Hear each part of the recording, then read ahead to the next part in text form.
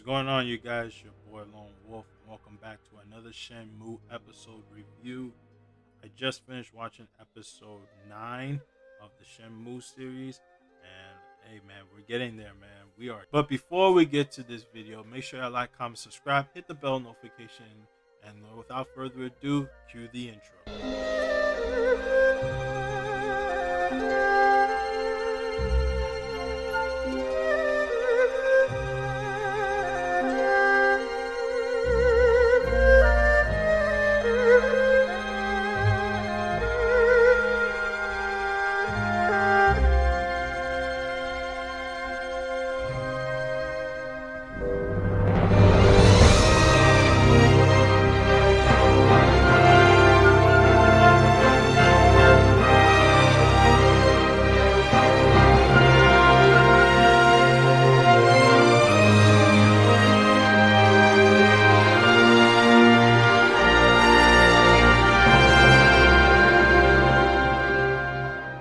So we are back on episode 9 of Shenmue animation, and I have to say it was another okay episode. And also, but not only is okay, it is getting pretty much, it's building up.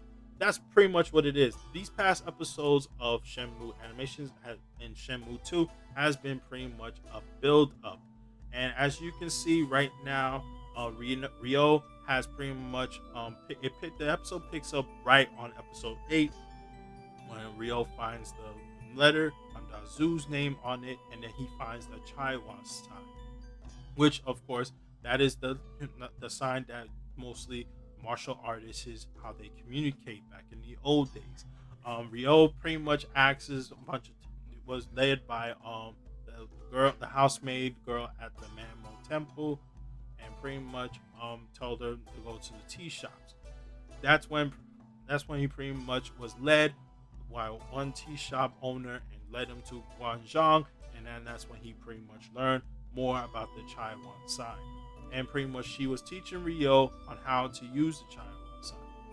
After a couple of attempts and hours, Ryo has been led to many other incidents. You know, when he uses the Chaiwa sign, as he was led to a trap and got knocked out, and then he tried it again, and then he gets led by pretty much this guy over here that we see on the footage that we are talking to right now, who is Yandazu's assistant, and pretty much tells Ryo asks him if he could find Yandazu, and gives him the letter, and pretty much gets close and learns a little bit more. But they get interrupted by one of the Chiyo men, or the Yellow Heads. They pretty much wanted to find Yandazu, obviously, but then pretty much Ryo pretty much fights his way through. But then, just when they're about to jump Ryo, the trans or homosexual guy that you see in the scene, who you see right here in this scene, basically leads the guys to jump Ryo, but pretty much they pretty much get knocked out by Shinyu or Li Xiaotao, and with such fast reflex, like she just zooms on everyone, which you're about to see on this footage right now, which is kind of funny, because they pretty much show everything exactly how in the game, which actually happened. Not even Ryo even knew what happened at that course on that. But then, yeah, he saves the guy, and then he pretty much explains to Ryo about Yandazu and the Chiyo men, and pretty much leads him to tell him to go find Ren of Heavens, that he might have more answers right then and there. Then he meets Ren, good old Ren. We all like him. Well, not really that likable. Always find the relationship between Ryo and Ren they're very complicated, because Ren is only with Ryo just to have the money. He pretty much admits that to him later on in the episode, basically. So he first meets Ren, and basically before he meets with Ren, he gets a little altercation with one of Ren's men, and pretty much leads down the way, and then pretty much they jump Ryo, basically, and then he gets knocked out again. And then Wong comes up and gets Ryo's health back up, And pretty much Wong tells Ryo that here, takes the lighter. This is the only way for you to actually get into Ren. It's pretty much a Ren of Heaven's lighter, basically sitting on it, basically telling you that you are part of the crew, and then on top of the part of the crew, and then on top of the all, you actually have to tell him that you owe some cash. So pretty much he goes back. The guys recognize him, got ready to whoop Ryo's ass again, but then he tells them what Wong told him. Then he meets with Ren, and then Ren pretty much already does not like Ryo and basically puts a knife towards his throat, but Ryo did not even flinch. He knew that his intent was not to kill him. And then Ryo asks him where's Yandazu. Ren agrees to help him to find him, which is obviously a trap. He leads into a drug deal with the same people that Ryo fought with, the homosexual guy, whatever. And pretty much that's when Ren pretty much cuts off the lights, knocks everyone out, grabs the money, and then dips and leaves Ryo behind as a scapegoat. And then Ryo, of course, fights his way through while Ren thinks that pretty much Ryo is dead. And then he didn't notice that Ryo already caught up to him. And then that's when we get into this whole QTE race chase scene, basically. And then until Ryo finally catches up to Ren and they fall into this big building and everything, barely escaping with their lives, And pretty much Ren looks at to see that Ryo is carrying one of the mirrors, and basically Ryo quickly grabs it and pretty much and Ren actually asks him why he's looking for Yandazu, and pretty much quickly tells him that he knows he's connected to his father's murder. So Ren pretty much has a pretty good idea why Ryo is going so far at the end. Pretty much his revenge. And then after that, which probably I'm missing another one thing I did not forget. Ryo meets with a barber, which is also one of the martial artists who would teach Ryo one of the voodoo, which is Dan. Of course, he fails it the first time, like we all did on our first try when we played Shenmue 2.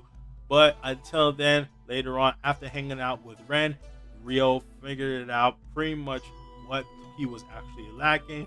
And same way with Jun Ying, and everyone was pretty much asking him, because the whole point of the QTE, which is kind of different in the anime, because in the anime he pretty much puts the razor towards your throat, but in the game he basically tells Ryo, do not move a muscle. Obviously we all missed that, and we kind of reacted because we got so used to when we see a QTE button we have to press automatically, otherwise we fail, or we get hit, or we get a different outcome, and the story pretty much changes, which is one of the amazing things about Shenmue. So yeah, but of course in the anime Ryo fails it the first time, but after, like I said, after hanging out with Ren, Ryo, I almost called him Ryo figures it out, pretty much finds out that he's supposed to remain calm and sense in your opponent's energy, whether his intent is to kill you or to attack. And pretty much he passed the test of the barber. The barber was pretty much proud of him, and then pretty much finally told him the woodoos, which is done. Remain firm and steel and show no fear. After that whole thing, Ryo starts to also find out more about Shinyu's past, which pretty much brings up the point about her brother, who pretty much mysteriously disappeared. As just like in the game, we don't know anything about him. We just know that he pretty much left his sister all by himself, and she presumed him dead. And this pretty much shows you one of the reasons why she cares for Ryo a lot, because when she sees him, she sees her brother and does not want him to walk the same path towards revenge. But obviously Ryo confronts her and tells her what he has learned about the voodoo and also about her little past. And then pretty much Ryo pretty much felt that he was a burden to Shinyu and decided to continue to leave and walk his own path. And that's pretty much how the episode pretty much ends. This was an okay episode, really good. I kind of appreciated that they actually really following the story on this. I would give this episode score to 7.5 out of 10. Not bad. It was okay. Little build up, you know what it is. But one thing is for sure, I cannot wait to see Kowloon when he gets there. That's when he pretty much starts to fight these three other guys that he was sent before he meets Yandazu, and then also, oh man, it's a lot going on. I don't want to get ahead of myself because we're not there, because we're going to talk about it once we get to episode 10 or 11 or 12. Who knows? But we're definitely sure we're definitely going to see this, and also see Yanazu, and also fighting this big guy Dong Yu. All right. But anyways, guys, that's it for this episode review. Very excited. Make sure I like, comment, subscribe, hit the bell notification, and I'll see you guys on episode 10. Take it easy.